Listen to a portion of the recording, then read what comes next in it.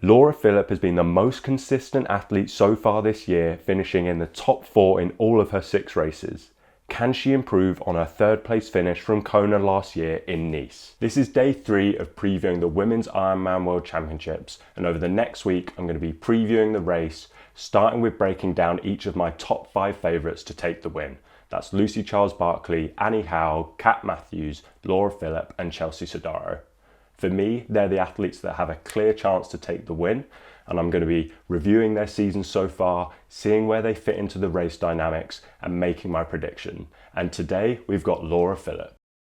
Like all my top 5 favourites, she was signed to the T100 series, but she opted to miss the first 2 races of the year in Miami and Singapore to focus on validating her slot for the World Championships in Nice. She chose to validate through racing 2 70.3s, and she went to Valencia and got 4th, and then followed that up with 2nd in Mallorca, where she rode really well, which could bode well for Nice, but she was hunted down on the run by Emma Pallant-Brown. She returned to Germany to race 70.3 Kraichgau and won it comfortably for a 3rd year in a row.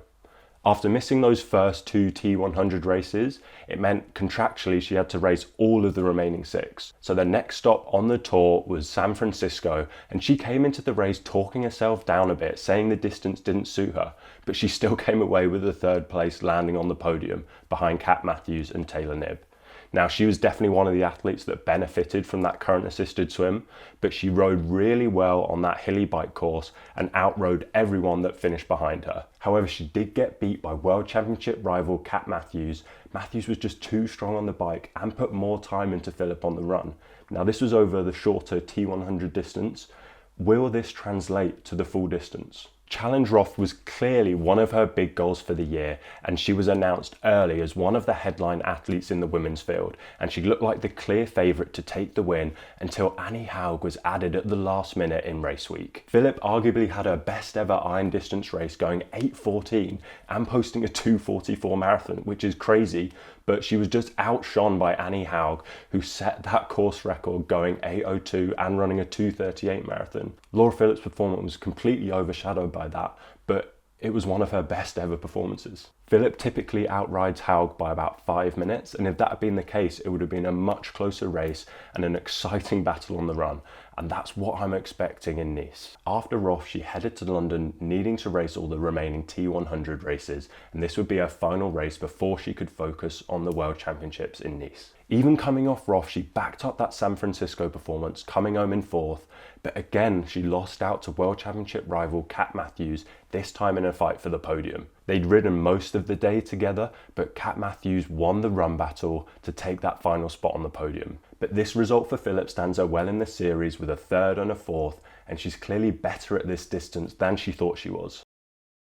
Where's Laura Philipp gonna fit into this race? And I'll start with the swim, and I've put together where I think the swim packs are gonna play out. So we've got Lucy Charles-Barclay out the front, and then we've got this first chase pack and a second chase pack. And I see Laura Philipp slotting into this 3rd chase pack with the likes of Els Visser. Now, out of my top 5 favourites, she's probably the weakest out of them on the swim. And I'm expecting Sodaro, Haug and Matthews to swim in that similar pack in that second chase pack, probably losing in the region of 4 to 5 minutes. Then I think we'll see Laura Philipp a further 2.5 to 3 minutes back in that 3rd chase pack. Now, this immediately puts her on the back foot, but I think she can ride up to Sodaro and Haug and close that deficit out of the water. But I think Kat Matthews might just be too strong on the bike. She's rode really well in San Francisco. They did ride together in London, but I think Kat Matthews might just be too strong on the bike for Laura Philipp to close that deficit. So I think Philipp will come into T2 with a deficit to Matthews and Lucy Charles-Barclay, but I think she may have been able to catch up and drop both Haug and Sodaro. Philipp is one of the best runners in the field, and looking at the tiers I've put together, I've got her in this top tier, running sub 250, and I'm interested to see this battle of how she matches up with Kat Matthews. Matthews has got the better of her both times they've matched up in the T100 series in San Francisco and in London. But Laura Philipp is typically a better full distance runner than she is middle distance, so this may not translate fully across. So I'm interested to see that battle. I think Laura Philipp is going to have that deficit, but will she be able to eat any time out of Kat Matthews on the run? Now, coming back to these tiers, I think Annie Haug and Chelsea Sodaro are the best runners in the field, but any four of them could have the fastest run split on the day, and that's why they're in that tier together.